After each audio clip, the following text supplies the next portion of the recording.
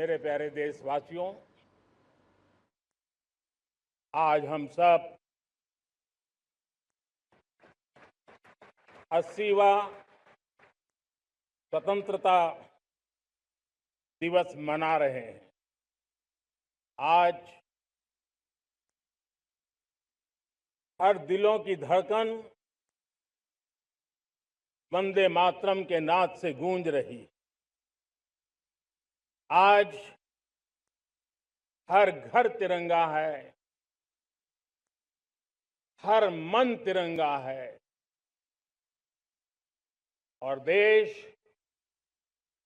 उत्साह और उमंग के साथ नए संकल्पों को लेकर के आज आगे बढ़ रहा है।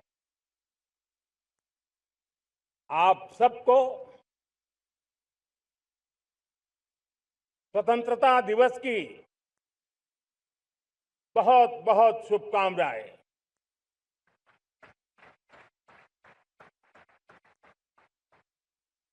देश आज उन महान सपूतों का पुण्य स्मरण करती है जिन्होंने देश की आजादी के लिए त्याग बलिदान की पराकाष्ठा की। अपने तप, त्याग और बलिदान से आजादी के एकमात्र लक्ष्य को लेकर के अपनी पूरी जिंदगी खपा दी। पूज्य बापू समेत सभी स्वातंत्र्य सेनानियों को बलिदान की महान परंपरा जगाने वाले महान क्रांतिकारियों को आज मैं श्रद्धापूर्वक नमन करता हूं।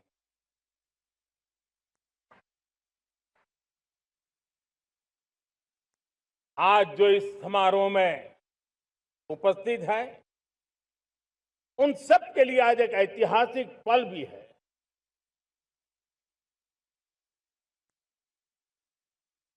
आजादी के बाद 15 अगस्त को लाल किले पर पहली बार वंदे मातरम गूंज रहा है।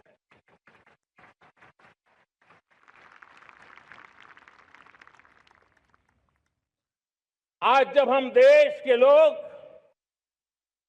वंदे मातरम के 150 वर्ष मना रहे हैं तो इससे बड़ा उत्तम अवसर क्या हो सकता है। मेरे प्यारे देशवासियों,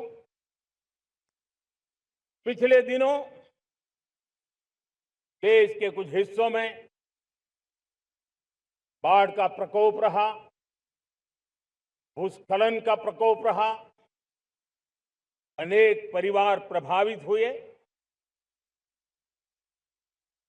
उनके दुख दर्द को हम भली भांति अनुभव करते हैं। पीड़ित परिवारों को मैं विश्वास दिलाता हूं कि हम और पूरा देश उनके साथ खड़े हैं। मेरे प्यारे देशवासियों, कोई भी राष्ट्र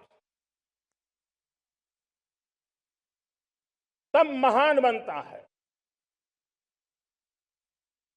तब अपनी सिद्धियों को प्राप्त करता है जब अपने सपनों, अपने संकल्पों और अपने सामर्थ्य के दम पर आगे बढ़ता है। मेरे देशवासियों, अब छोटे सपनों से चलने वाला नहीं। हमें बड़े सपने, क्योंकि बड़े सपने हमारी सोच को भी विस्तार देते हैं, हमारी सोच की क्षितिज को विस्तृत करते हैं। हमारे संकल्प दृढ़ होने चाहिए, जब संकल्प दृढ़ होता है तो कठिनाइयों से, आपदाओं के बीच से रास्ते निकालने का सामर्थ्य अपने आप उभर करके आता है। और मेरे प्यारे देशवासियों, हमारे संकल्प भी ऊंचे होने चाहिए, क्योंकि जब सपने ऊंचे होते हैं, संकल्प ऊंचे होते हैं, तो हमारे सामर्थ्य की ऊंचाई भी बढ़ती है, हमारे प्रयासों की ऊंचाई भी बढ़ती है, और तब जाकर के हम सपनों को साकार कर सकते हैं। मेरे प्यारे देशवासियों, आज भारत ने भी एक बहुत बड़ा सपना देखा है, दृढ़ संकल्प के साथ देखा है। नई ऊंचाइयों को छूने के लिए देखा है, और वो सपना है जब आजादी के 100 साल होंगे, 2047 में हम विकसित भारत बना के रहेंगे। 140 करोड़ देशवासियों के पुरुषार्थ से इस लक्ष्य को हमें हासिल करना है। और जब दुनिया की सबसे बड़ी आबादी वाला देश विकसित होने का संकल्प लेता है, तो ये दुनिया की नजरों में भी हमारे साहस का परिचायक बन जाता है। दुनिया हमारी तरफ देखने का नजरिया बदलने के लिए मजबूर हो जाती है। प्यारे देशवासियों, और मैं ऐसे ही नहीं कह रहा हूं, पिछले 12 वर्ष में देश के कोटि कोटि नागरिकों ने, दलित हो, पीड़ित हो, वंचित हो, आदिवासी हो, गांव में रहने वाला हो, शहर में रहने वाला हो, गरीब हो, मध्यम वर्ग का हो, युवा हो, बुजुर्ग हो, नारी हो, पुरुष हो, उत्तर हो, दक्षिण हो, पूर्व हो, पश्चिम हो, हर किसी ने पिछले 12 साल में एक संकल्प के साथ, समर्पण के साथ देश को नई ऊंचाइयों पर ले जाने में हर प्रकार से प्रयास किया है। मैं उनके इस प्रयासों का आदरपूर्वक स्वीकार करता, और उसी का परिणाम है कि इतने कम समय में 25 करोड़ देशवासी गरीबी को परास्त करके गरीबी से बाहर निकले हैं। इन्हीं देशवासियों का प्रयास का परिणाम है कि हम कभी फ्रेजाइल 5 में गिरे जाते थे। 12 साल के भीतर भीतर हम एक मेजर इकोनॉमी में फास्टेस्ट ग्रोइंग इकोनॉमी बन गए हैं। साथियों, देश आजाद हुआ, बहुत सारे सपने लेकर के आजाद हुआ, लेकिन हम गति नहीं पकड़ पाए, रफ्तार नहीं पकड़ पाए। होती है, चलती है, अरे हो जाएगा, देखा जाएगा, उसी में खोए रहे। 2014 तक आते आते तो पूरे विश्व ने हमें फ्रेजाइल 5 के उस में डंप कर दिया था। ऐसे समय पिछले 12 साल में भारत ने एक नई रफ्तार पकड़ी, तेज गति से हम आगे बढ़ रहे हैं, और देशवासियों का संकल्प है कि अब 140 करोड़ देशवासियों के संकल्प को, सामर्थ्य को रोकना नामुमकिन है। प्यारे देशवासियों, पिछले 12 वर्षों में डिफेंस प्रोडक्शन करीब 4 गुना, खादी और ग्रामोद्योग का उत्पादन करीब 5 गुना हुआ, इलेक्ट्रॉनिक मैन्युफैक्चरिंग करीब 7 गुना बढ़ा, आधुनिक रेलवे कोच का निर्माण 21 गुना बढ़ा, मोबाइल फोन उत्पादन 33 गुना बढ़ा। इतना ही नहीं, आधुनिक युग को देकर के भी डिजिटल और इनोवेशन की दुनिया में भी हमने अपना परचम लहराया। इंटरनेट यूजर, इंटरनेट कंज्यूमर करीब करीब 4 गुना बढ़े।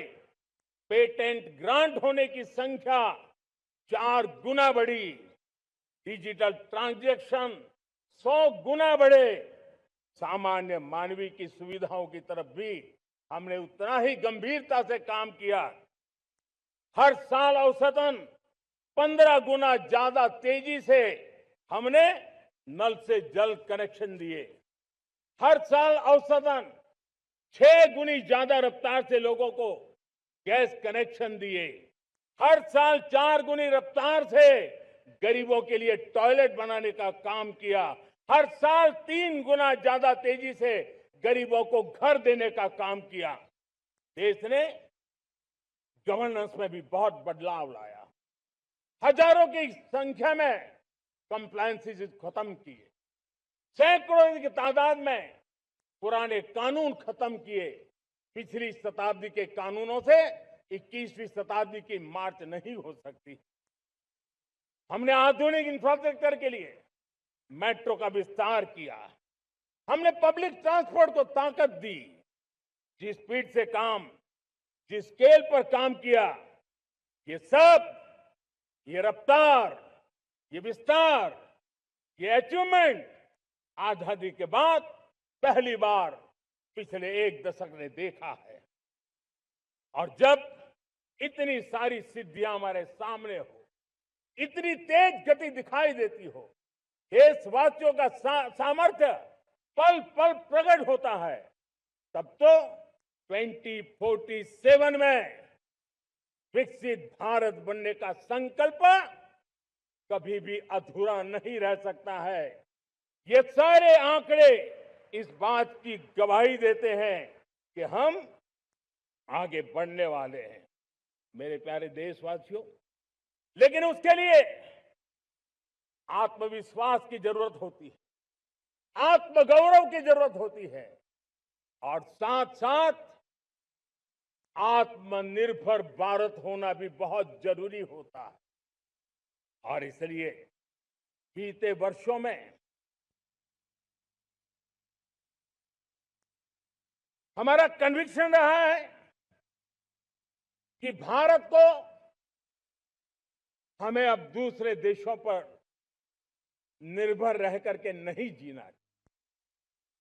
हमें आत्मनिर्भर बनना चाहिए।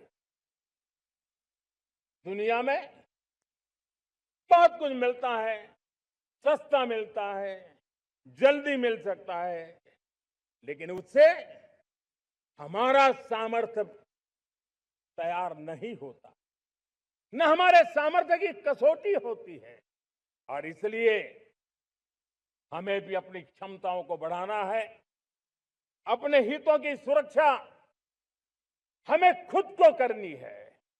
और इसलिए आत्मनिर्भर भारत का संकल्प बहुत दृढ़ता के साथ हम लेकर के आगे बढ़ रहे हैं। मेक इन इंडिया, स्वदेशी, वोकल फॉर लोकल, इन सारे क्षेत्रों में आज हर भारतीय का मन जुड़ रहा है। मेरे प्यारे देशवासियों, मैं आपको एक उदाहरण देता हूं सेमीकंडक्टर का। देश आजाद होने के बाद विश्व में तो सेमीकंडक्टर की चर्चा हो चुकी थी, हमारे यहां भी बातें होती थी, लेकिन सेमीकंडक्टर का कोई बड़ा प्लान हम आगे नहीं बढ़ा पाए। और आज स्थिति क्या है? आज की डिजिटल दुनिया में, आज की टेक्नोलॉजी में चिप का महात्म्य हम समझते हैं। कोई भी इलेक्ट्रॉनिक गुड्स होगा, हमारे मेडिकल इक्विपमेंट होंगे, हमारे ट्रांसपोर्ट के रास्ते होंगे, हर किसी में चिप अनिवार्य है। और इस चिप के बिना दुनिया थम जाए ऐसी स्थिति पैदा हो। और इसलिए भारत ने आत्मनिर्भर होने की दिशा में अपना सेमीकंडक्टर प्लांट, बड़ा सेमीकंडक्टर प्लांट, 3 सेमीकंडक्टर प्लांट शुरू हो चुके और मुझे बताया गया है कि वहां जो प्रोडक्शन हो रहा है वो एक्सपोर्ट होना शुरू हो चुका है। और मैं देशवासियों को कहना चाहता हूं, आने वाले 7-8 वर्ष में और 5, 7 या 8 सेमीकंडक्टर प्लांट बहुत ही जल्द शुरू होने वाले। ये आत्मनिर्भर भारत हमें विकसित भारत की दिशा में जाने का महामार्ग देती। मेरे प्यारे देशवासियों, वैसे ही एक चर्चा क्रिटिकल मिनरल की हो रही है। पूरी टेक्नोलॉजी क्रिटिकल मिनरल पर निर्भर है। भारत इसमें भी अपने आप को सुरक्षित करने में जुटा हुआ है।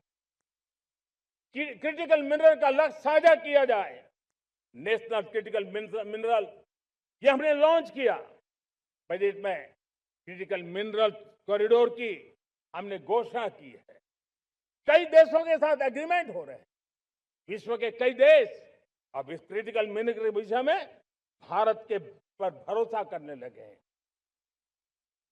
मेरे प्यारे देशवासियों, जैसे सेमीकंडक्टर की बात हो, क्रिटिकल मिनरल की बात हो, वैसे ही जिस टेक्नोलॉजी की दिशा में हम जा रहे हैं, दुनिया जा रही है, उसमें एनर्जी का महत्व और बढ़ता चला जा रहा है।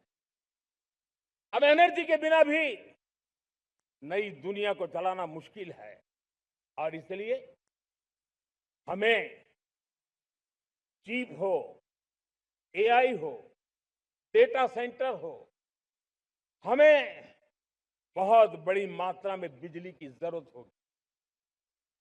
एनर्जी सिक्योरिटी ये हमारे समय की मांग है और इसलिए हमने पहले से ही उस दिशा में एक के बाद एक मजबूत कदम उठाए हैं। एनर्जी सिक्योरिटी का एक बड़ा माध्यम है परमाणु ऊर्जा, न्यूक्लियर एनर्जी। हमने पार्लियामेंट में शांति एक्ट पास कर करके एक नए लक्ष्य तरफ जाने का रास्ता तय कर लिया है। 2047 तक हम 100 गीगावाट न्यूक्लियर पावर का लक्ष्य लेकर के चल रहे हैं। इसी एक दशक में हम 5 नए न्यूक्लियर रिएक्टर शुरू करने का लक्ष्य लेकर के चल रहे हैं।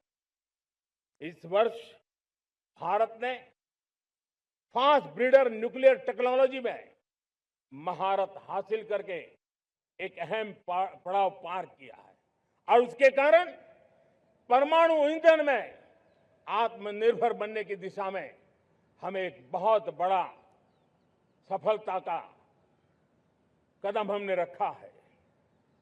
मेरे प्यारे देशवासियों, कई बार संसाधनों की कमी के कारण देश रुकता नहीं है, लेकिन रुकने का कारण सोच की सीमाएं होती हैं। जब सोच बंध जाती है, सीमाओं में सड़ने लग जाती है, तब हम अपने सामर्थ्य को भी पहचान नहीं पाते हैं। देश को आज कच्चे तेल पर निर्भर रहना पड़ रहा है और हमारी गलत सोच के कारण है। आप जान के हैरान हो जाएंगे, हमने समुद्री तट पे 99% हमारा समुद्री तट का पूरा हिस्सा ऐसी सोच के कारण नो गो एरिया घोषित करके रखा था। हमने ही समंदर के अंदर जाकर के एक्सप्लोरेशन न करने का निर्णय कर लिया था। ये सोच का दारिद्र्य था। हमने फैसला किया ये नहीं चल सकता। हमने उस 99% को, जो कभी नो गो एरिया हुआ करते थे, हमने उसको गो अहेड एरिया के रूप में खुला कर दिया है। और अब हम समुद्र के भीतर भी एक्सप्लोरेशन करने की और नए नए भंडार खोजने की दिशा में हम प्रवृत्त हैं, हम प्रयास कर रहे हैं। हमने पिछले वर्ष उसी दिशा में एक महत्वपूर्ण कदम रखते हुए समुद्र मंथन की घोषणा की थी और पिछले दिनों हमने 85,000 करोड़ रुपए इस काम के लिए आवंटित करके काम को गति देने का निर्णय कर लिया है। मेरे प्यारे देशवासियों, एनर्जी सिक्योरिटी, इसका मैंने कहा कि हमें ऑल्टरनेट स्रोतों की तरफ भी पूरी शक्ति लगाना बहुत जरूरी है और इसलिए ऊर्जा का सही इस्तेमाल बढ़ाते हुए भारत इसी दिशा में आज तेजी से काम कर रहा है। 2014 से पहले, मतलब आज से 12 साल पहले, हमारे देश में सिर्फ 70 शहरों में पाइप से गैस की व्यवस्था थी, पाइप से गैस डिस्ट्रीब्यूशन होता था। 12 साल में इन 70 शहरों को हमने 700 शहरों तक पहुंचा दिया है। ये होती है रफ्तार, ये होता है विस्तार। 2014 के पहले मुश्किल से 20-22 लाख घरों में पाइप से गैस पहुंचता था। आज 1.25 करोड़ घरों में पाइप से गैस पहुंचाने का काम हो रहा है। 12 वर्ष पहले देश में सोलर एनर्जी की कैपेसिटी सिर्फ 2 गीगावाट थी। 2 गीगावाट, आज 160 गीगावाट हमने प्राप्त किया है लक्ष्य। मेरे प्यारे देशवासियों, मैं एक और जानकारी देता हूं। हमने इसका लाभ देश के मध्यम वर्ग को, सामान्य परिवार को मिले, इस तरफ भी उतना ही ध्यान केंद्रित किया। हमने पीएम सूर्यघर मुफ्त बिजली योजना चालू की और आज मुझे संतोष है कि इतने कम समय में 50 लाख घरों का सोलर एनर्जी का काम हम आंकड़ा पार कर चुके हैं। तेजी से चल रहा है और उसके कारण हजारों घरों का बिजली बिल 0 हो गया है। हजारों घर अपनी बिजली का उपयोग करने से अतिरिक्त बिजली आज बेच करके कमाई कर रहे हैं। हर परिवार को हम इस काम के लिए 80,000 रुपया सरकार की तरफ से एक एक परिवार को मदद दी जा रही है, तब जाकर के हम इस काम को पूरा कर रहे हैं। मेरे प्यारे देशवासियों, आपको जानकर के हैरानी होगी, ये जो हमारी रेलवे है उसका इलेक्ट्रिफिकेशन का काम हमारे देश में 1925 में शुरू हुआ था। 1925 में इलेक्ट्रिफिकेशन का काम शुरू हुआ, लेकिन 90 साल में 1925 से लेकर के 90 साल में सिर्फ 30% रेल का इलेक्ट्रिफिकेशन हुआ था। यानी 90 साल में 30%। हमारी रफ्तार देखिए, लक्ष्य को पाने के लिए हमारी दौड़ देख लीजिए।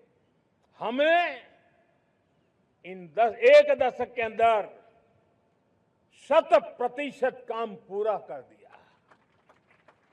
90 साल में 30%, 10 साल में 70%, ये होता है काम। और इसके कारण डीजल जो हमें बाहर से लाना पड़ता है उसकी बचत हुई, बिजली से हमारी ट्रेनें चली, पर्यावरण को फायदा होने लगा। मेरे प्यारे देशवासियों, हम यहां से नहीं रुके हैं, हम दुनिया के अंदर पीछे रहना नहीं चाहते। पिछले दिनों आपने खबर सुनी होगी, भारत ने ईंधन का नया क्षेत्र को भी छू लिया है। देश ने पहली हाइड्रोजन से चलने वाली ट्रेन शुरू कर दी है और मुझे खुशी है, ये सबसे लंबी ट्रेन है और सबसे ताकतवर ट्रेन है और दुनिया में हाइड्रोजन ट्रेन के क्षेत्र में भी भारत ने अपना झंडा गाड़ दिया है। प्यारे देशवासियों, पिछले 10-12 साल हम लगातार 2047 के लक्ष्य को पाने के लिए दौड़ रहे हैं, एक के बाद एक सोपान सिद्ध कर रहे हैं। हमने सोचा भी नहीं था कि हमें इसमें भी कुछ मुसीबतों का झेलना पड़ेगा। पिछले 10-12 वर्ष में कितने संकटों का सामना करना पड़ा। कोरोना जैसी वैश्विक महामारी ने पूरी दुनिया को चिंता में डाल दिया था, सारी व्यवस्थाएं चरमरा गई थी। कोरोना से बाहर निकले, युद्ध की विभीषा की खबरें आने लगी, कहीं यूक्रेन तो कहीं पश्चिम एशिया, हर जगह पे तनाव का माहौल। और पता नहीं भविष्यवेत्ताओं ने तो न जाने क्या क्या घोषणाएं कर दी थी। देश को डराना, देश को भयभीत रखना, देश को चिंतित रखना, इसी में कुछ लोगों को आनंद आता है। वैक्सीन नहीं मिलेगी, कोविड में लोग बचेंगे नहीं, कुछ भी नहीं होने वाला। वेस्ट एशिया का क्राइसिस आया, पेट्रोल पंप पे पेट्रोल नहीं मिलेगा, गैस नहीं मिलेगा, डीजल नहीं मिलेगा, फर्टिलाइजर नहीं मिलेगा। सारी दुनिया भर की अफवाहें फैला करके भारत के लोगों को भयभीत करने का, डराने का, चिंता के अंदर डुबो देने का कुछ लोगों को आनंद आ रहा था। लेकिन देश ने देख लिया कि पिछले 10-12 साल की सुविचारित योजनाएं रंग ला रही है और हम इतने बड़े संकट के बावजूद भी नागरिक देवो भव के मंत्र को लेकर के जीते हुए भारत ने जो तैयारियां की थी, एक के बाद एक कदम उठाया था।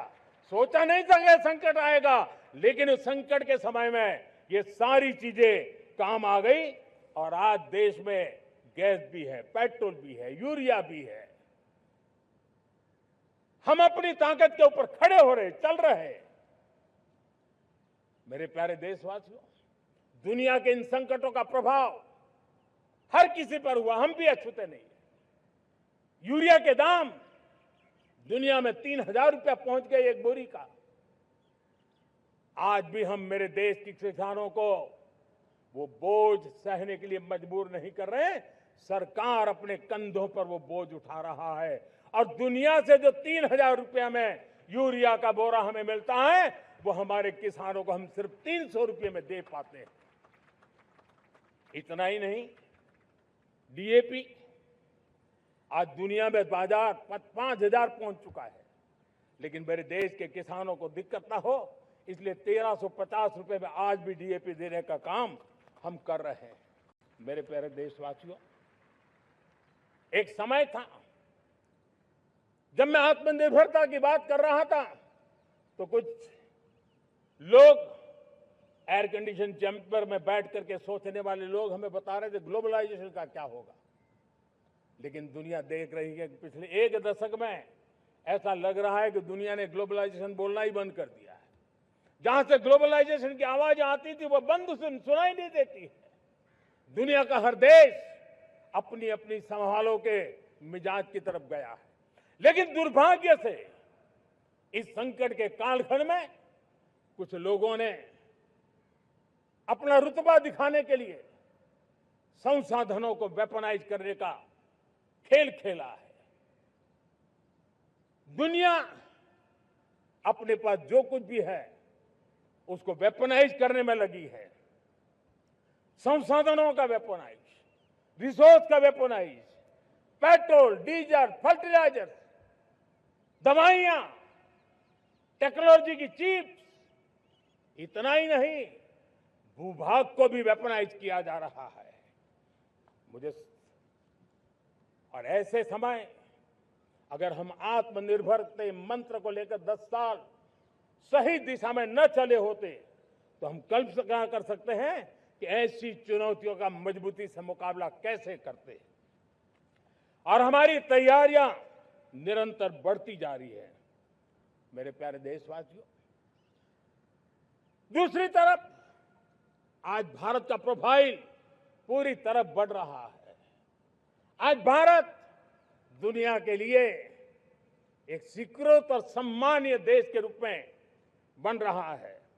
भारत के पास स्थिर पॉलिटिकल मैंडेट है, स्थिर सरकार है, भारत का वाइब्रेंट लोकतंत्र है, भारत का मजबूत न्यायतंत्र है और हम सबको दिशा देने वाला भारत का संविधान है। और अब दुनिया हमारे इन सामर्थ्य को पहचानने लगी है और इसलिए 2014 के बाद दुनिया करीब करीब 40 देशों के साथ हमारा FTA एग्रीमेंट हो रहा है। अब देखिए कितना बड़ा अवसर आया है।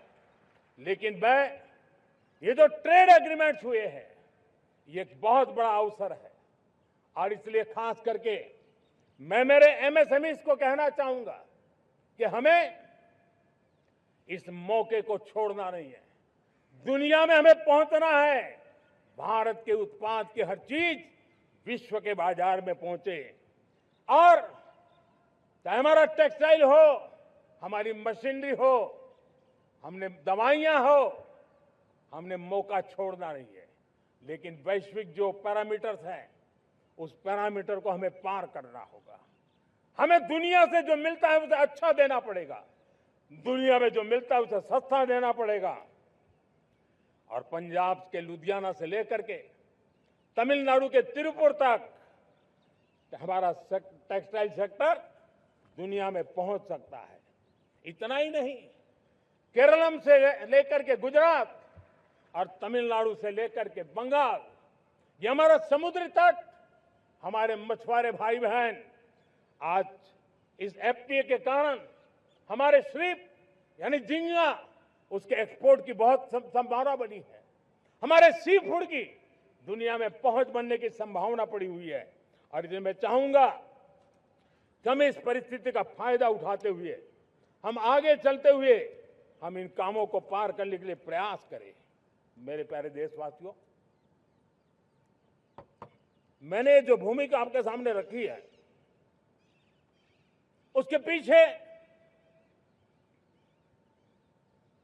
2047 का लक्ष्य इन मजबूत नींव पर खड़ा है। 2047 विकसित भारत का लक्ष्य हमने पिछले 10-12 साल में देशवासियों ने जो सामर्थ्य दिखाया है उस सामर्थ्य का हिस्सा है। और इसलिए मेरे प्यारे भाइयों बहनों, सदी का 1/4 हिस्सा बीत चुका है और अगला 1/4 हमारे लिए अत्यंत महत्वपूर्ण है। अब हम रुक नहीं सकते हैं, हमारी गति नहीं रुक सकती है, हमारी दिशा तय हो चुकी है, हमें प्राप्त करके रहना है। और इसके लिए हमें अपना वर्क कल्चर बदलना होगा। हमारे वर्क कल्चर को बदलते हुए हमें हमारी सोच को भी बदलना होगा, हमें हमारे काम की गति को भी बदलना होगा। जो काम पिछले 5-7 दशक में नहीं हुए हैं वो काम हमें आने वाले 5-7 साल में करने हैं। और मेरा भरोसा है मेरे देश की युवा शक्ति पर, मेरे देश के नौजवानों पर, मेरे देश की माताओं को बहनों पर, मेरे देश के किसानों पर, मेरे देश के मजदूरों पर कि हम इस सपने को साकार कर सकते हैं। और इसलिए हमें रिफॉर्म की गति को भी आगे बढ़ाना है। और जब मैं रिफॉर्म की बात कर रहा हूं, रिफॉर्म नहीं हमारे लिए कोई कंपल्सन है, नहीं रिफॉर्म ये हमारे के लिए कोई बजबड़ है। हमारे लिए रिफॉर्म ये कन्विक्शन है। आउट ऑफ कन्विक्शन हम रिफॉर्म एक्सप्रेस पर चल पड़े हैं और हम आने वाले दिनों में भी नेक्स्ट लेवल रिफॉर्म की ओर बढ़ने वाले हैं। और इसलिए सरकार, समाज, उद्योग, उत्पादक, किसान, हर किसी ने अपनी ट्रेडिशनल व्यवस्थाओं में रिफॉर्म करना पड़ेगा, सोच में रिफॉर्म करना होगा, अपने लक्ष्यों को रिफॉर्म करना होगा। और इसलिए मेरे प्यारे देशवासियों, हमें एक निश्चित दिशा में को लेकर के चलना होगा। मैं आज उस युग को भी याद करना चाहूंगा जब देश भारत का सामर्थ्य सप्त सिंधु के रूप में हम जानते थे, हम समझते थे, हम सुनते थे। अब विकसित भारत बनाने के लिए हमें नई धारा चाहिए। आज लाल किले की प्राचीर से मैं देश के सामने शक्ति की सप्त धारा का आवाहन करता हूं। आने वाले 5-7 साल में जो पिछले 5-7 दशक में नहीं हुआ, वो सप्त धारा के सामर्थ्य से, शक्ति से हम देश को नई ऊंचाई, नई गति देंगे और नए लक्ष्यों को पार करने वाला सामर्थ्य देंगे। और इसके साथ साथ देश की युवा शक्ति का सामर्थ्य का भरपूर राष्ट्र निर्माण में उपयोग होगा, उनकी शक्ति जोड़ी जाएगी। आने वाले दिनों में जब मैं सप्तधारा की बात करता हूं, सप्तधारा की पहली शक्ति है मैन्युफैक्चरिंग पावर। मेरे प्यारे देशवासियों, हमें मैन्युफैक्चरिंग सेक्टर को बहुत आगे बढ़ाना होगा और प्रोडक्शन बढ़ाने के साथ साथ हमें छोटे छोटे पुर्जे भी बनाने हैं और बड़े बड़े प्रोडक्ट भी बनाने हैं। पूरा वैल्यू चेन हमारा होना चाहिए और उसे लेकर के चलना। हमें कंपोनेंट भी चाहिए और हमें कंप्लीट मैन्युफैक्चरिंग भी चाहिए, कंप्लीट प्रोडक्ट भी चाहिए। डिजाइन से लेकर मैन्युफैक्चरिंग तक भारत को ग्लोबल सप्लाई चेन का भरोसामंद केंद्र बनना होगा। इसके लिए मैं 3 चीजों पर विशेष जोर देना चाहता हूं। मैन्युफैक्चरिंग के क्षेत्र में जो मेरे भाई बहन हैं, ये समय का ये अवसर है, इस अवसर को जाने मत दें। और इसके लिए हमें कॉस्ट, क्वालिटी और स्केल, इसके विषय में वैश्विक मानदंडों से खरा उतरना पड़ेगा। हमारी फैक्ट्रीज कॉम्पिटिटिव हो, हमारे प्रोडक्ट्स यूजर फ्रेंडली हो, हमारा पैकेजिंग दुनिया के लोगों को लुभावने वाला हो, आकर्षित करने वाला हो, हमारा जीरो डिफेक्ट प्रिसिजन मैन्युफैक्चरिंग, ये हमारी पहचान बनना चाहिए। हर मैन्युफैक्चरर, हर एंटरप्रेन्योर, हर एमएसएमई से मैं कहना चाहता हूं, ग्लोबल मार्केट में हमारी पहचान विश्वसनीयता और गुणवत्ता के आधार पर होनी चाहिए। क्वालिटी के संबंध में नो कॉम्प्रोमाइज, और इसलिए हमारा मंत्र क्वालिटी, क्वालिटी, क्वालिटी होना चाहिए। यही हमारा ग्लोबल ब्रांड वैल्यू बनेगा। मेरे प्यारे देशवासियों, इस सप्तधारा की दूसरी शक्ति है कृषि और फूड प्रोडक्शन, फूड प्रोसेसिंग। हमें इस दिशा में आगे बढ़ना होगा। हमारे किसानों ने, अब दुनिया के बाजार खुल चुके हैं, एफपीए के कारण हमें एक बहुत बड़ा मार्केट मिल रहा है। हमें वहां पहुंचना है, हमें उस जगह को हाथ लगाना है। हमें खेत से लेकर एक्सपोर्ट मार्केट की ओर जाना होगा। हमारे पारंपरिक खान पान हो, हमारे मिलेट्स हो, हमारे मसाला हो, हमारे फल हो, फूल हो, क्या कुछ नहीं है हमारे पास, वो ग्लोबल ब्रांड्स बनने चाहिए। हमारे किसान केमिकल फ्री खेती को बल देंगे, दुनिया में इनकी मांग और बढ़ने वाली है। और जो ग्लोबल पैरामीटर्स के अंदर हर प्रकार से सिद्ध होने वाले हमारे एग्रो प्रोडक्ट होंगे, तो दुनिया में हम आसानी से पहुंच पाएंगे। मेरी सप्तधारा की तीसरी शक्ति है टेक्नोलॉजी और इनोवेशन। मेरे प्यारे देशवासियों, आज जमाना एआई का है, क्वांटम का है, स्पेस का है, रोबोटिक्स का है, डेटा सेंटर्स का है। पूरी तरह एक नया क्षेत्र खुल चुका है और इमर्जिंग टेक्नोलॉजी ये भी हर पल हमें चुनौती दे रही है। और इसलिए देश को दुनिया के लिए मार्केट नहीं बना देना, हमें इनोवेशन का हब बनना है। हमने यूपीआई और डिजिटल पब्लिक इंफ्रास्ट्रक्चर में लोहा मनवा लिया है, हमारी ताकत का परिचय करवा दिया है। अब भारत को डिजिटल पब्लिक टेक्नोलॉजी उसको भी दुनिया के कोने कोने तक पहुंचाना है। भारत को नेक्स्ट जनरेशन कम्युनिकेशन टेक्नोलॉजी में लीड करना है। मेड इन इंडिया 6G हर कोने में पहुंचे, ये हमारा लक्ष्य होना चाहिए और हमें उस पर तेजी करनी चाहिए और इसके लिए हमारा प्रयास कम नहीं होना चाहिए। सप्तधारा की चौथी शक्ति है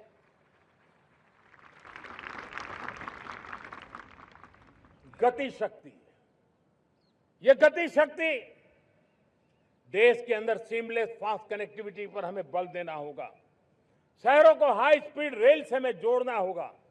मॉडर्न हाईवे चाहिए, इनलाइन वाटरवेज चाहिए, एयरपोर्ट चाहिए, मल्टी मॉडल लॉजिस्टिक की व्यवस्था चाहिए।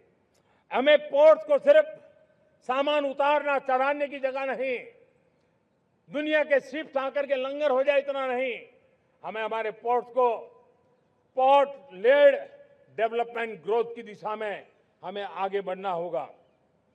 हमारी पांचवी शक्ति है सप्तधारा की, वो है रक्षा शक्ति। और ये रक्षा शक्ति का महत्व हर प्रकार से है। मेरे प्यारे देशवासियों, डिफेंस में आत्मनिर्भर होना अब भारत ने अनुभव कर लिया, दुनिया ने अनुभव कर लिया है, इसके बिना कोई चारा नहीं है। विश्व जब अपनी अपनी ही सोच रहा है, तब भारत विश्व के लिए बाजार बन करके नहीं रह सकता है। हमें डिफेंस के क्षेत्र में आत्मनिर्भर होना होगा। Next generation defence technology develop करके हमें ग्लोबल सप्लायर बनने की दिशा में हमें लक्ष्य लेकर के चलना है। हमें ड्रोन, काउंटर ड्रोन सिस्टम को विकसित करना होगा और हाइपरसोनिक डिफेंस टेक्नोलॉजीज, उस पर हमें लीडरशिप लेनी होगी। साथियों, साइबर सुरक्षा भी आज हर घर के लिए एक समस्या बन रही है। वो भी एक रक्षा का क्षेत्र है जिसमें हमारे युवाओं की जो सामर्थ्य है, उस सामर्थ्य का उपयोग हम देश के और दुनिया के लिए कर सकते हैं। हमारी सप्तधारा की छठी शक्ति है ग्रीन इकोनॉमी, ब्लू इकोनॉमी, जो ग्रीन जॉब को भी जन्म देती है। हमें green hydrogen, renewable energy, energy storage, green mobility, green manufacturing in global scale हमें पा करके रहना है। हमें दुनिया जब ग्लोबल वार्मिंग की चर्चा करती रहती है, हम रास्ते खोजते रहते हैं, हम समस्याओं का समाधान दे रहे हैं और भारत ये ग्रीन मूवमेंट का बहुत बड़ा सामर्थ्य लेकर के चलिए। भारत के पास ब्लू इकोनॉमी के लिए भी बहुत बड़ा अवसर है। बहुत बड़ा लंबा हमारा कोस्ट लाइन है। ब्लू इकोनॉमी के लिए बहुत बड़े अवसर है। फिशरीज है, कोस्टल टूरिज्म है, ओशन टेक्नोलॉजी है। ऐसे कितने ही क्षेत्र हैं जिसमें हम आगे बढ़ सकते हैं। मेरे प्यारे देशवासियों, भारत सप्तधारा की जब बात करके लेकर चला है, तब हमारी सातवीं धारा है और दुनिया के लिए इसका अपना भी एक महत्व है और वो है भारत का सॉफ्ट पावर। भारत के सॉफ्ट पावर की ताकत है। आज योग ने पूरी दुनिया को भारत के साथ जोड़ के रखा हुआ है। योग दुनिया के लिए एक ऊर्जा बनता जा रहा है, भारत के लिए विश्वास का बड़ा कारण बनता जा रहा है। जिस भारत के पास आस्था के केंद्र हो, जिस भारत के पास आयुर्वेद हो, जिस प्रकार से भारत के पास होलिस्टिक हेल्थ केयर की व्यवस्था हो, हील इन इंडिया का मूवमेंट हो, हम दुनिया के अंदर हमारे सामर्थ्य को लेकर के जा सकते हैं। हैंडीक्राफ्ट हो, संस्कृति हो, हमारी फिल्में हो, हमारा क्रिएटिव वर्ल्ड हो, वीएफएक्स हो, हमारा एनिमेशन हो, हमारी गेमिंग हो, डिजिटल कंटेंट हो, क्रिएटिव वर्ल्ड के अंदर भारत अपना रुतबा दिखा सकता है। हमने उसको वैश्विक सामर्थ्य के रूप में विकसित करना होगा। आज भारत ने वेव समिट को एक बहुत बड़ी ताकत दी है। दुनिया धीरे धीरे भारत का ये जो world audio visual and entertainment summit है, उसकी राह देखता रहता है और वो भारत के सॉफ्ट पावर को, भारत के क्रिएटिव दुनिया को परिचित करेगा। मेरे प्यारे देशवासियों, भारत के पास विशाल वन्य संपदाएं हैं। हमारे पास 100 से ज्यादा नेशनल पार्क है, क्षमता बहुत है, लेकिन विदेशी टूरिस्टों को आकर्षित करने में हम कम पड़े हैं। हमें मौका है हमारे सॉफ्ट पावर के माध्यम से दुनिया के टूरिस्टों को भारत के लिए आकर्षित करने का। हमारा सामर्थ्य हमें दुनिया को दिखाना है। हम ये काम आरा से करें और हम जल्द से जल्द हम इन लोगों आज दुनिया में स्पोर्ट्स की जो है वो भी एक बहुत बड़ा भारत के प्रति आकर्षण का केंद्र। दुनिया के स्पोर्ट्स इवेंट भारत में क्यों न हो। कॉन्स्टेंट इकोनॉमी बहुत बढ़ रही है, देश के नौजवानों का आकर्षण है। विश्व का हर कोई कलाकार चाहता है कभी न कभी भारत की धरती पर अपना कॉन्सर्ट करे। ये एक बहुत बड़ा अवसर है, हमें इसको मोबिलाइज करने के लिए व्यवस्थाएं खड़ी करनी होगी। साथियों, सप्तधारा की इन 7 शक्तियां उद्देश्य सिर्फ एक सेक्टर में प्रगति करने का नहीं है। एक होलिस्टिक अप्रोच के साथ हमें राष्ट्र को जो लक्ष्य लेकर के हम चल रहे हैं, जो एम्बिशन लेकर के चल रहे हैं, उस स्केल को हमें पार करने की दिशा में काम करना है। मेरे प्यारे देशवासियों, कुछ चीजें मैंने बताई हैं, लेकिन मैं इससे भी आगे सोचता हूं। मैं जरा देश को झकझोरना चाहता हूं। मैं देश की शक्ति को भी झकझोरना चाहता हूं। देश यानी सिर्फ सरकार नहीं होती है, देश यानी हर नागरिक जुड़ता है। क्या हम सोच नहीं सकते कि फॉर्च्यून 500 की चर्चा तो बहुत सुनते हैं, आने वाले एक दशक में इन फॉर्च्यून 500 में 50 कंपनियां भारत की क्यों न हो, ये लक्ष्य हमारा क्यों न होना चाहिए। आज बैंकिंग सेक्टर फल फूल रहा है। दुनिया की टॉप बैंक के अंदर भारत की बैंक का झंडा भी क्यों न फहरता हो। भारत की बैंक भी टॉप बैंक 5 बैंक में भारत की भी एक बैंक होनी चाहिए। भारत की फार्मा की दिशा में हमने बहुत काम किया है, लेकिन समय की मांग है कि दुनिया की 5 बड़ी फार्मा कंपनियों में भारत की भी 1-2 फार्मा कंपनियों का नाम गूंजना चाहिए। भारत उसमें अपना स्थान बनाना चाहिए। लॉ फर्म्स होते हैं, रेटिंग एजेंसी होती है। क्या समय की मांग नहीं है कि ग्लोबल लीडरशिप अब हमारे हाथ में होनी चाहिए। टैलेंट है, सामर्थ्य है, हमारा लंबा इतिहास भी है, भाषाओं पर हमारा प्रभुत्व है। हमें विश्व में पहुंचना चाहिए। हमारी कोई कंसल्टिंग फर्म, अकाउंटिंग फर्म दुनिया के टॉप फर्म्स के अंदर क्यों नहीं होनी चाहिए। भारत की टेक्नोलॉजी कंपनियां दुनिया के अंदर सिरमौर हो, ये हमारा लक्ष्य होना चाहिए।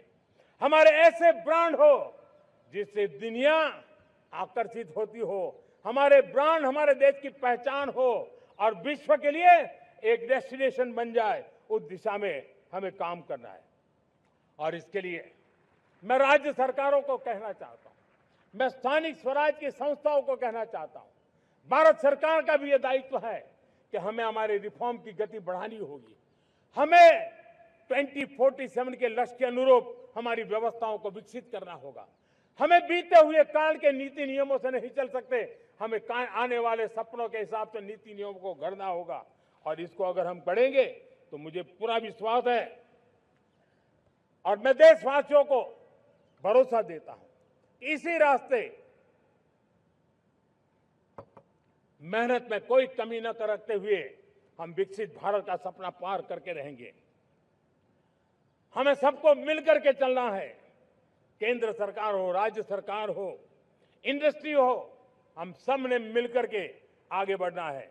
हमें रिफॉर्म्स करते रहना है, रिफॉर्म्स को आगे बढ़ाते रहना है। और मैंने पहले भी कहा था, हम रिफॉर्म कंपल्सन से नहीं, कन्विक्शन से कर रहे हैं, लक्ष्य को प्राप्त करने के लिए कर रहे हैं। मेरे प्यारे देशवासियों, जब मैं विकसित भारत की बात कर रहा हूं, देश को तेज गति से आगे बढ़ाने की बात कर रहा हूं, उसका सबसे बड़ा लाभार्थी कौन है? इन सारे प्रयासों का सबसे बड़ा साधक कौन है? अगर साधक है तो मेरे देश का युवा है, मेरे देश की युवा शक्ति है। विकसित भारत की यात्रा में युवाओं की बहुत बड़ी भूमिका है। इतना ही नहीं, विकसित भारत का सबसे बड़ा लाभार्थी भी मेरे देश का युवा है और इसलिए हमें विकसित भारत के लक्ष्य को युवाओं के साथ जोड़ करके आगे बढ़ाना है। युवाओं हमारी सर्वोच्च प्राथमिकता के साथ हमें आगे बढ़ना है। साथियों, पिछले 10-12 साल में उस दिशा में बहुत कुछ हुआ है। स्टार्टअप इंडिया अभियान, आज पूरे देश में 2.5 लाख से ज्यादा रजिस्टर्ड स्टार्टअप बन गए। देश के नौजवान खुद तो काम कर रहे हैं, अनेकों को रोजगार दे रहे हैं। 1 लाख करोड़ रुपया इनोवेशन फंड भारत सरकार ने घोषित किया है। मैं देश को, नौजवानों को कहना चाहता हूं, आप अपने सपनों को लेकर के आइए, संसाधनों की कमी नहीं रहने देंगे। 1 लाख करोड़ रुपया आपके दिल दिमाग को सामर्थ्य देने का एक व्यवस्था हमने कर दी है। रिसर्च के नए अवसर मिले, डिजिटल इंडिया के नए सस्ते डेटा, ये युवाओं को सशक्त किया। दुनिया में सस्ता डेटा कहीं है तो भारत की धरती पर है, और देश के नौजवानों को उसने नई ताकत दी है। स्किल इंडिया हमने नेशनल प्रोग्राम बनाया है। स्पेस सेक्टर को हमने ओपन कर दिया। नेशनल ड्रोन पॉलिसी हमने बनाई है। खेलो इंडिया पॉलिसी बनाई है। 35 वर्षों तक एजुकेशन पॉलिसी नहीं थी, नई एजुकेशन पॉलिसी लेकर के आए हैं, और इसका फायदा मिडिल क्लास के परिवारों को हुआ है। साथियों, 2004 से 14 आंकड़े मुझे देना चाहिए आपको। 2004 से 14 हमारे देश में 350 से भी कम यूनिवर्सिटी थी, और आज 10-12 साल के भीतर भीतर करीब 650 नई यूनिवर्सिटी जुड़ चुकी है। करीब 1000 का आंकड़ा हम पहुंच रहे हैं। 2014 के पहले मेडिकल की सिर्फ 400 सीटें हुआ करती थी, आज करीब 850 सीटें मेडिकल की हो रही है। इतना ही नहीं, अब विदेशी यूनिवर्सिटी भी भारत की धरती पर आ रही है। भारत के अंदर विदेशी यूनिवर्सिटी की डिग्री मेरे नौजवान को मिले, इसका प्रबंध भी हो चुका है। हमारे देश के युवा मन बचपन से ही टेक्नोलॉजी की तरफ आकर्षित हो, उस दिशा में हम काम कर रहे हैं, और इसलिए हमने करीब 10,000 से अधिक अटल टिंकरिंग लैब छोटे छोटे बच्चों के हवाले कर दी है, ताकि उनका इनोवेशन और टेक्नोलॉजी के अंदर उनका मन बने। 12 वर्ष युवा, हमने अनेक रास्ते खोले। हम स्टार्टअप ओपन कर दिया। आपने देखा होगा, भारत के प्राइवेट स्टार्टअप 28 साल की एवरेज उम्र के बच्चों ने, नौजवानों ने दुनिया में पहले ही ट्रायल में अपना सैटेलाइट लॉन्च कर दिया और रॉकेट लॉन्च कर दिया। उन्होंने बहुत बड़ा काम कर दिया साथियों। आज करीब 2.5 लाख से ज्यादा रजिस्टर्ड स्टार्टअप है। हमने पिछले दिनों एआई इंपैक्ट समिट किया था। एआई का विस्तार बहुत तेजी से बढ़ रहा है। लाल किले से मैं देश के नौजवानों के लिए घोषणा करना चाहता हूं।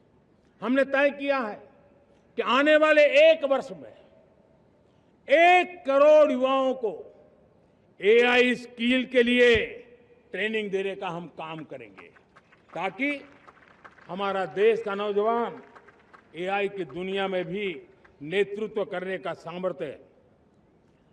मेरे साथियों, बायो इकोनॉमी एक नया क्षेत्र है। एक समय था 2014 के पहले सिर्फ 60,000 करोड़ रुपए का बायो इकोनॉमी का काम होता था। मेरे देश के नौजवान, आपने क्या कमाल कर दिया है। देखिए, नीतियां जब सही होती है, लक्ष्य जब साफ होता है, तो मेरे देश के नौजवान कैसा करके थे। बायो इकोनॉमी में देश की युवा शक्ति ने सामर्थ्य दिखाया है। 2014 के पहले जो 60,000 करोड़ का कारोबार था, आज वो कारोबार बायो इकोनॉमी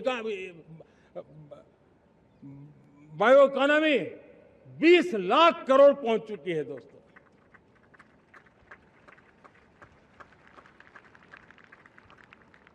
दो 2009-10 का कालखंड था, सिर्फ 25 लाख इलेक्ट्रिक व्हीकल हमारे देश में बिके थे। 1.5 लाख इलेक्ट्रिक व्हीकल बिके थे 2009-10 में। 1.5 लाख इलेक्ट्रिक व्हीकल। इस 25-26 में 25 लाख इलेक्ट्रिक व्हीकल बिके हैं। मेरे प्यारे देशवासियों, एविएशन सेक्टर भी मेरे नौजवानों के लिए बहुत तेजी से आगे बढ़ रहा है। नए एयरपोर्ट, नए रूट, नए नए रोजगार के अवसर बना रहे हैं। मेंटेनेंस, ओवरहॉलिंग, इसके भी कारण देश में बहुत बड़ी मात्रा में स्किल मैन पावर को काम मिल रहा है। मेड इन इंडिया हवाई जहाज बनाने की दिशा में हमने सफलता पाई है। Made in India defence transport aircraft C295 already अपनी उड़ान भर चुका है, सफल उड़ान भर चुका है। ये देश के नौजवानों के लिए, मेरे साथियों, ड्रोन ने भी बहुत बड़ा काम किया है।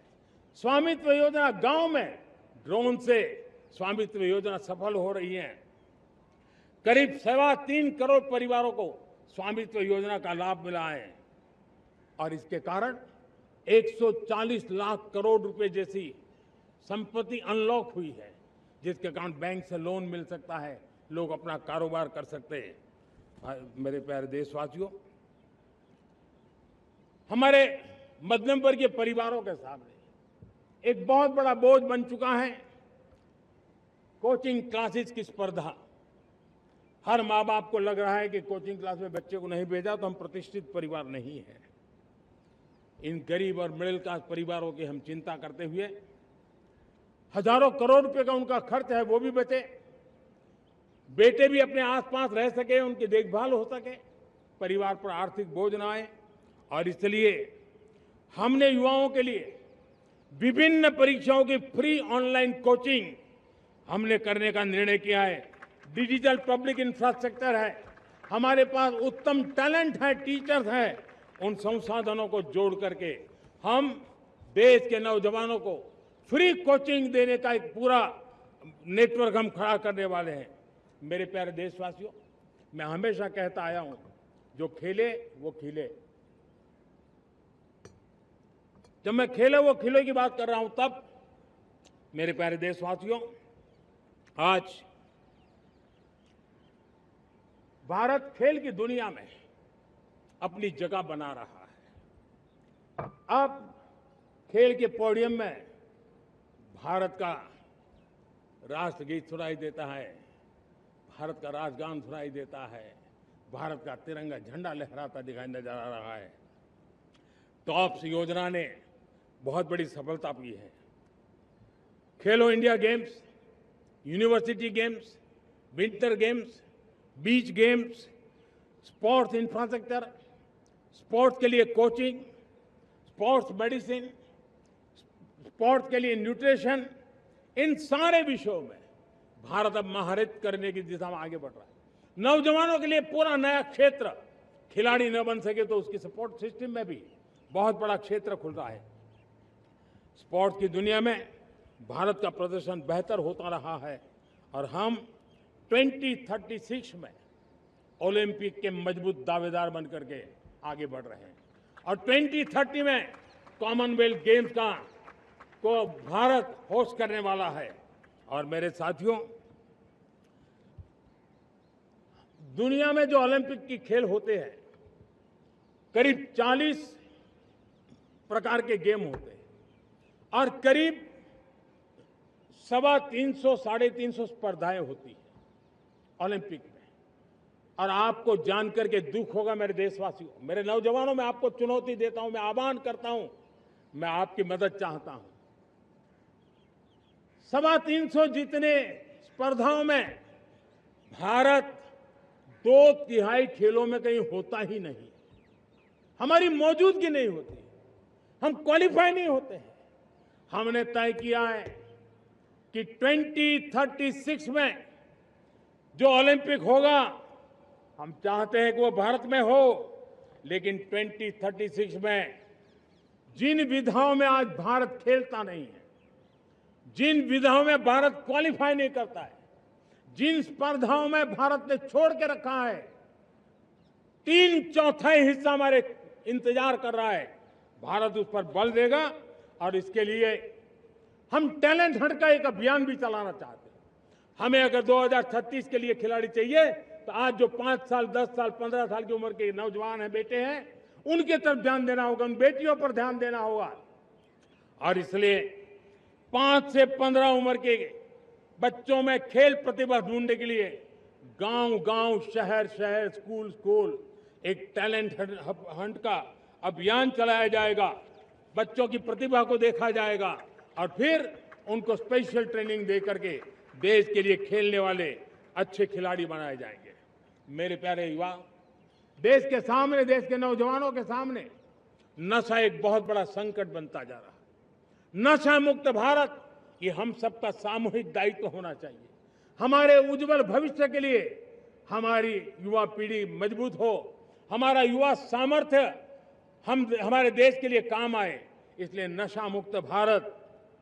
पिछले दिनों माय भारत के वॉलंटियर्स ने, देश के एनजीओ ने, देश के सामाजिक सांस्कृतिक संगठनों ने, देश के आध्यात्मिक पुरुषों ने मिलकर के नशा मुक्त भारत का 100 सप्ताह का एक कार्यक्रम तय किया है।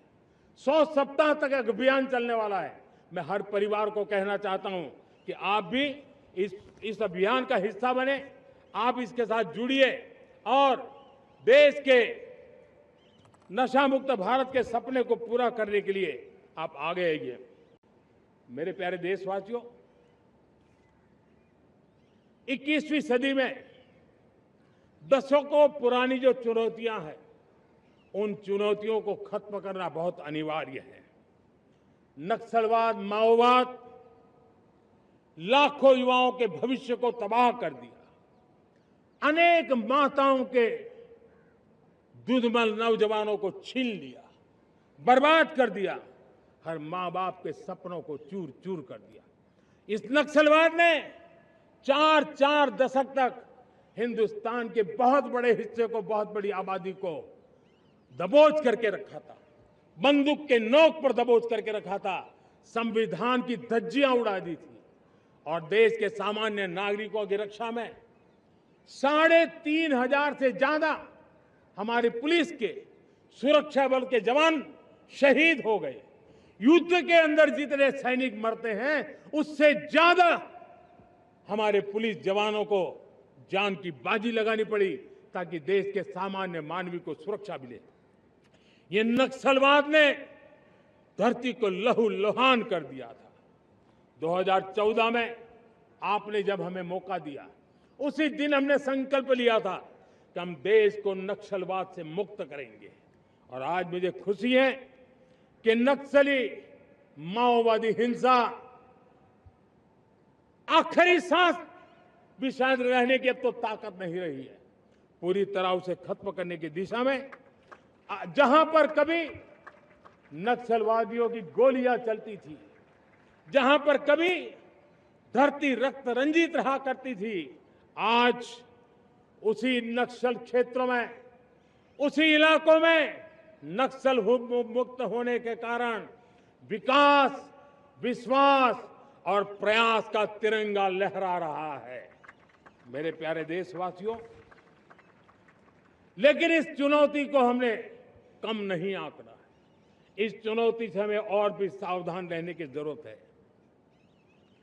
वर्षों तक देश की सत्ता में माओवादी सोच के लोग गलियारों में अपनी जगह बना करके बैठे थे। सरकारी कमेटियों में सलाहकार के रूप में भी ये माओवादी सोच ने नीतियों को प्रभावित किया था। मेरे प्यारे देशवासियों, जंगलों में हमें हथियारी नक्सलों का खात्मा बुलाने में, उस संकट से देश को मुक्त कराने में सफलता मिली है। लेकिन हथियारी नक्सल तो गए, लेकिन दिमागी नक्सल, ये दिमागी नक्सल मौके की तलाश में है।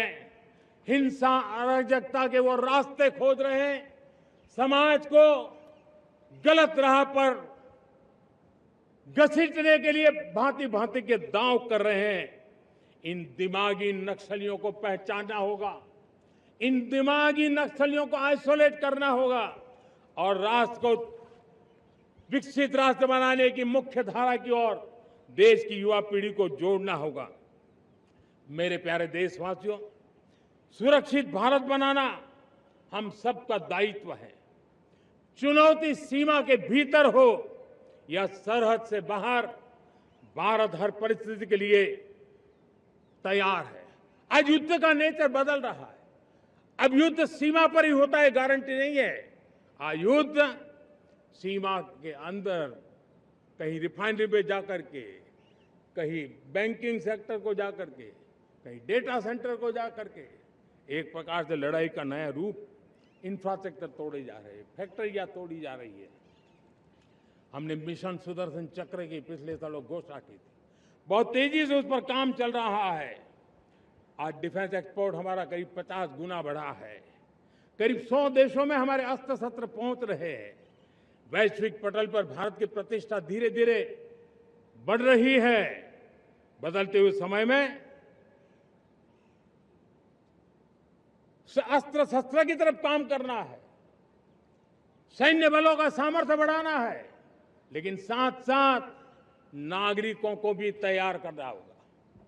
पिछली शताब्दी के युद्धों के अनुरूप जो सिविल डिफेंस की व्यवस्थाएं हमारे देश में विकसित हुई है, वो कालबाह्य हो चुकी है। और इसलिए मैं आज लाल किले से घोषणा कर रहा हूं कि हम आने वाले दिनों में सिविल डिफेंस का एक वाइब्रेंट नेटवर्क खड़ा करेंगे। आधुनिक व्यवस्थाओं से उनको परिचित कराएंगे। आधुनिक संकटों से नागरिकों को रक्षा करने की क्या व्यवस्था हो सकती है, एक बहुत बड़ा वॉलेंटरी फोर्स सिविल डिफेंस का आधुनिक चुनौतियों को पार करने वाला हम बनाने वाले हैं।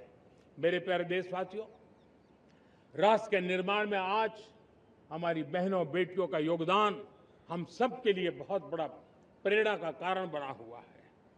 फाइटर जेट हो या सिविल एविएशन, हमारी बेटियां सबसे आगे दिखाई दे रही है। खेलकूद का मैदान हो, हमारी बेटियां आगे दिखाई दे रही है। स्टेम एजुकेशन में भर्ती होने की प्रक्रिया हो, सबसे ज्यादा हमारी बेटियां आगे दिख रही है। आज सेना में भी एनडीए से जो बच्चियां निकली हैं, वो बड़े रौब के साथ देश की सेना का नेतृत्व करने का सामर्थ्य दिखाने लगी है। मेरी बेटियों की ताकत कैसी है। मैं पिछले दिनों साणंद में एक सेमीकंडक्टर प्लांट में गया। वहां आदिवासी बेटियां, देश के अलग अलग कोने से आई हुई बेटियां काम कर रही थी। वो उस गांव से आई थी जिन्होंने पासपोर्ट क्या होता है पता तक नहीं था। वो बेटियां विदेशों में गई, ट्रेनिंग लेकर के आई और आज चिप निर्माण का काम कर रही है और बड़े कॉन्फिडेंस, मैं जो उनका कॉन्फिडेंस देखा, मैं सचमुच में बहुत प्रभावित हुआ था। आज 3 करोड़ बहनों को हमने लखपति दीदी बनाने का लक्ष्य तय किया था, उसको पार कर लिया। अब हम 6 करोड़ लखपति दीदी बनाने के लक्ष्य को लेकर के आगे बढ़ रहे हैं।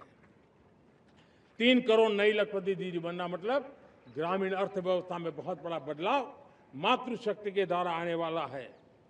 मेरे प्यारे देशवासियों, आज पंचायतों में, नगर पालिका में, महानगर पालिका में बहुत बड़ी मात्रा में हमारी महिलाएं जनप्रतिनिधि बनकर के देश का मार्गदर्शन कर रही है, समस्याओं का समाधान कर रही है, बहुत ही सक्षम नेतृत्व दे रही है।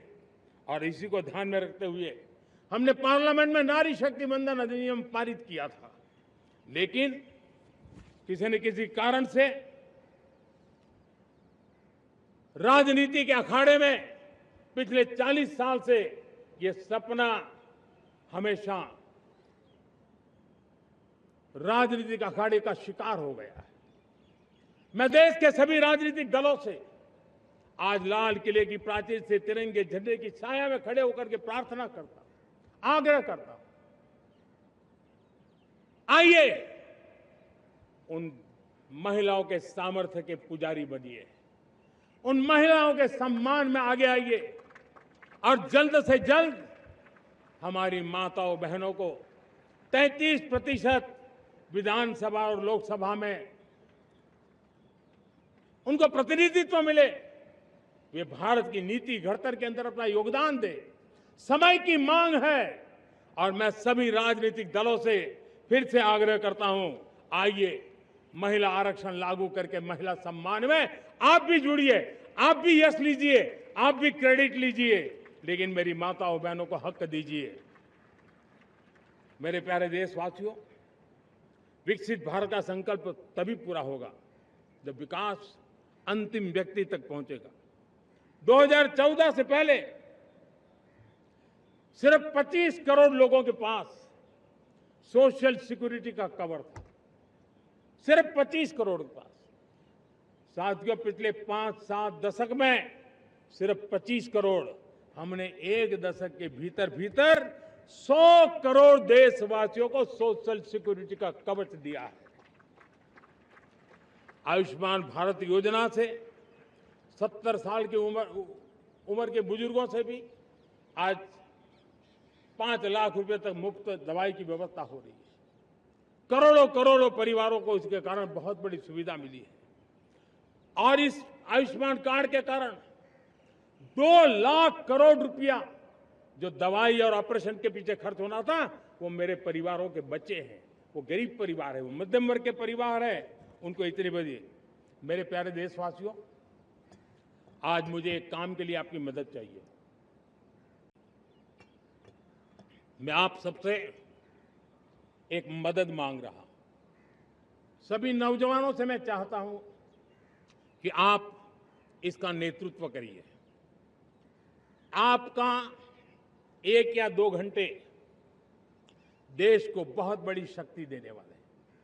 आपको लगेगा 1-2 घंटे में मैं देश की क्या शक्ति, मैं बताता हूं। आप बहुत बड़ी शक्ति बनने वाले हैं और इसलिए हर घर में वातावरण बने। इन दिनों देश में जनगणना का काम हो रहा है, सेंसस का काम हो रहा है, गिनती चल रही है। और गिनती सिर्फ आंकड़ों से बात बनती नहीं है, उसकी बारीकियों से नीतियां बनती हैं, योजनाएं बनती हैं, देश आगे बढ़ने की अपनी रूपरेखा तैयार करता है। और इसलिए सटीक जानकारियां होना बहुत जरूरी है। कभी कभी जो सरकार की तरफ से प्रतिनिधि आते हैं वो इतनी जल्दी में होते हैं, कभी स्पेलिंग एक लिख देते हैं, कभी अलग लिख देते हैं, और इसके कारण अल्टीमेट परिणाम हमें सही मिलने में दिक्कतें आती हैं। अब जब टेक्नोलॉजी अवेलेबल है और इस बार निर्णय किया है, आप स्वयं भी जनगणना में अपनी जानकारियां अपने मोबाइल फोन से भर करके दे सकते हैं। बाद में कोई बाबू आएंगे, कोई प्रतिनिधि आएंगे, आपसे चर्चा करेंगे, लेकिन आप परिवार के सब बैठ करके अगर डिजिटली अपना रजिस्ट्री करवा दे, सारी बारीकियां, स्पेलिंग में भी गलती ना हो, कोई भी जानकारियों में गलती ना हो, आप जितनी परफेक्ट जानकारी देंगे देश को आगे बढ़ने में बहुत बड़ी मदद मिलेगी। और इसलिए मैं देश के नौजवानों को कहता हूं कि आप अपने परिवार के लोगों को बिठा करके पूरे फॉर्म को समझिए। पहले कागज पे फॉर्म को भर दीजिए, कोई गलती है तो करेक्ट कर लीजिए, और फिर टेक्नोलॉजिकली उसको डिजिटली इसको अपलोड कर दीजिए। आप देखिए इतना बड़ा काम देश कर लेगा और देश का समय और शक्ति सही काम के लिए उपयोग आएगा। और इसलिए मेरे देश के नौजवानों को जनगणना के इस काम में सक्रियता से जुड़ने के लिए मैं आग्रह करता हूं। मेरे प्यारे देशवासियों, मैंने लाल किले से पंच प्राण की बात कही थी। इस पंच प्राण ने देश को अपने आत्मगौरव की ओर लेकर के आगे बढ़ने का, लक्ष्यों को पार करने के सामर्थ्य के साथ आगे बढ़ने का एक बहुत बड़ा संबल दिया है। हमें गुलामी की मानसिकता हर पल मिटाते ही रहना है। जिस भारत का सपना नेताजी सुभाष चंद्र बोस ने देखा था, बाबा साहब आंबेडकर ने देखा था, पंडित नेहरू ने देखा था, सरदार पटेल, भगत सिंह, सुखदेव राजगुरु ने देखा था, डॉक्टर श्यामा प्रसाद मुखर्जी ने देखा था, भगवान बिरसा मुंडा ने देखा था, ज्योतिबा फुले ने देखा था, उन सब से प्रेरणा लेकर के हम आगे बढ़े। इस संकल्प को हम दोहराए, स्वयं से ऊपर राष्ट्र का हित हो, स्वयं से ऊपर राष्ट्र का हित हो और कर्तव्य ही हमारी पहचान हो। मैं सभी देशवासियों से कहूंगा, समय हमारा है। मैं सभी देशवासियों से कहूंगा, समय हमारा है, अवसर हमारा है, संकल्प हमारा है। आइए सपनों को संकल्प बनाए, संकल्प को सामर्थ्य बनाए और सामर्थ्य को सफलता में बदल के रहें। आइए हर कदम को विकास का कदम बनाएं, कदम से कदम मिलाएं, मन से मन मिलाएं, लक्ष्य से जुड़े रहे, एक दीप से जले दीप हजारों, आओ मिलकर विकसित भारत बनाए। इसी एक भावना के साथ इस मंगल पर्व पर आप सबको अनेक अनेक शुभकामनाएं। मेरे साथ बोलिए, भारत माता की, भारत माता की, भारत माता की, वंदे वंदे वंदे। बहुत बहुत धन्यवाद।